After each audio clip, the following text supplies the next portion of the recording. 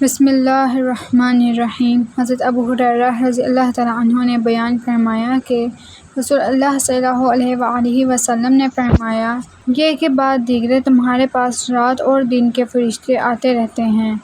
اور یہ عصر اور فجر کی نماز میں جمع ہوتے ہیں، پھر وہ اوپر چڑھ جاتے ہیں جنہوں نے رات تمہارے ساتھ گزاری ہوتی ہے، پھر اللہ تعالیٰ تمہارے بارے میں ان سے پوچھتا ہے،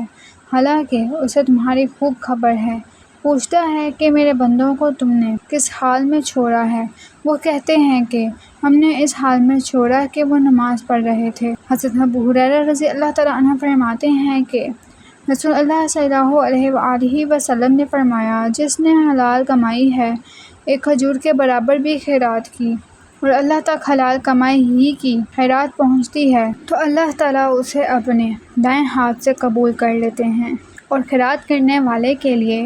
اسے اس طرح بڑھاتے رہتے ہیں جیسے کوئی تم میں سے اپنے بچھڑے کی پرورش کرتا ہے، یہاں تک کہ وہ پہاڑ کے برابر ہو جاتی ہے۔ حضرت ابو ہریرہ رضی اللہ تعالیٰ عنہ نے بیان کیا کہ میں نے رسول اللہ صلی اللہ علیہ وآلہ وسلم سے سنا، نبی پاک صلی اللہ علیہ وآلہ وسلم نے فرمایا کہ میری تمام امت کو معاف کیا جائے گا سوائے گناہوں کو کھلم کھلا کرنے والوں کے، اور گناہوں کو کھلم کھلا کرنے والوں میں سے بھی شامل ہے کہ ایک شخص رات کو کوئی گناہ کا کام کرے اور اس کے باوجود کہ اللہ تعالیٰ نے اس گناہ کو چھپا دیا ہے، مگر صبح ہونے پر وہ کہنے لگے کہ اے فلاں، میں نے کل رات فلاں فلاں برا کام کیا تھا، رات گزر گئی تھی اور اس کے رب نے اس کا گناہ چھپائے رکھا، لیکن جب صبح ہوتی ہے تو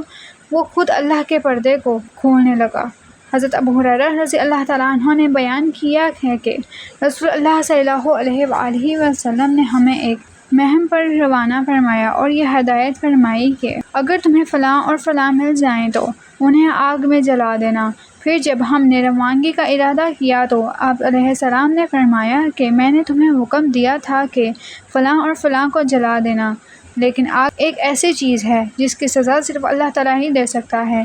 اس لیے اگر وہ تمہیں ملیں تو انہیں قتل کرنا، آگ میں نہ جلانا۔ اگر آپ کو میری ویڈیو اچھی لگی تو ویڈیو کو لائک اور چینل کو سبسکرائب کریں۔